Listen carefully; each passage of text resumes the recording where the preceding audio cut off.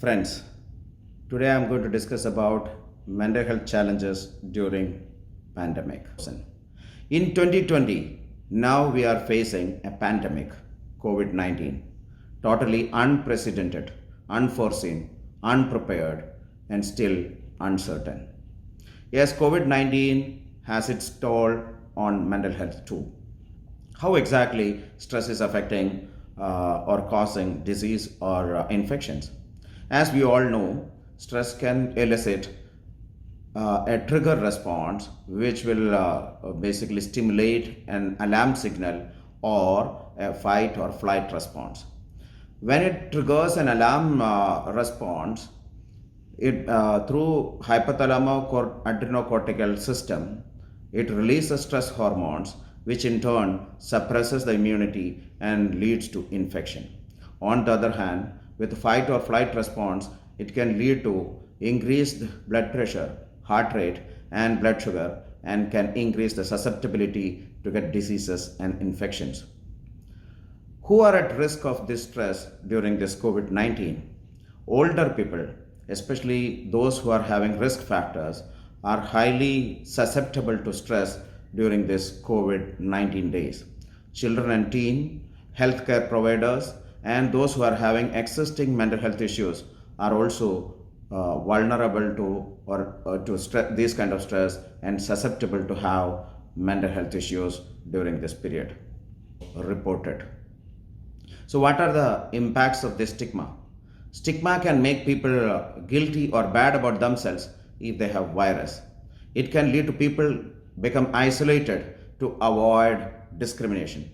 People may become less likely to get tested or seek treatment for virus since they fear about discrimination.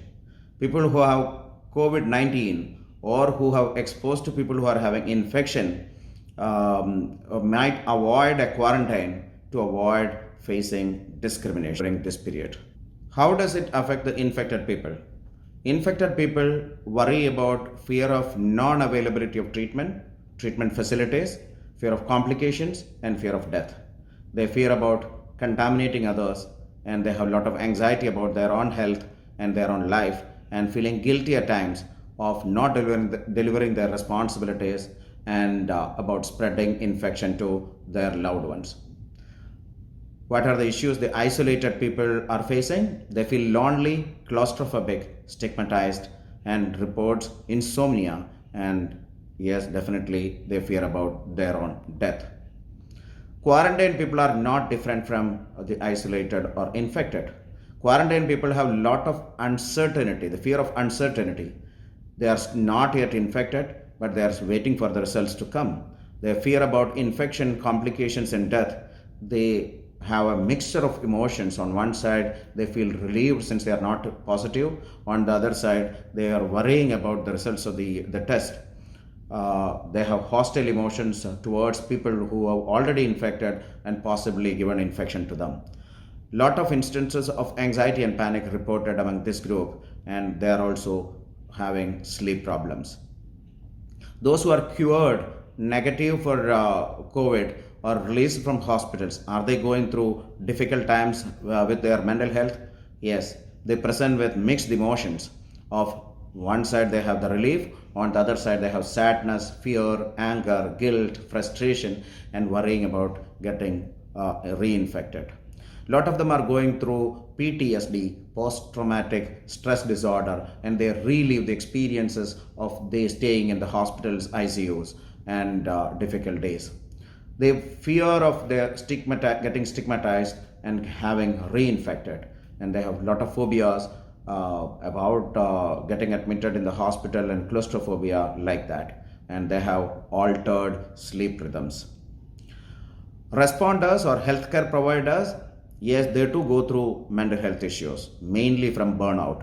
They are physically and mentally getting exhausted or already exhausted. So stress from work is basically giving them the whole lot of physical and mental distress. They are frustrated because of their helplessness in helping people who are in need, especially when they are not, or yoga. When you do physical exercise or yoga, basically it helps in releasing a lot of stress buster neurohormones in the brain, and which will work as a very good stress buster or anxiolytic.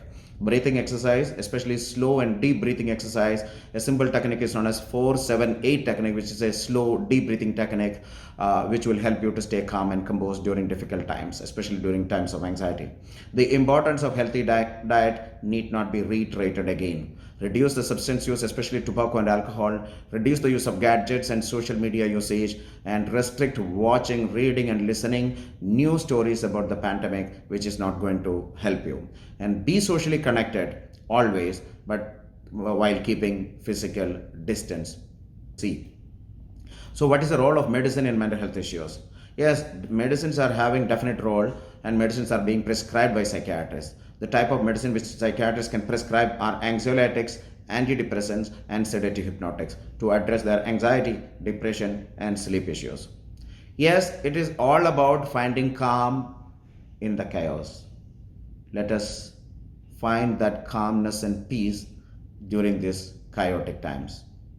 Thank you.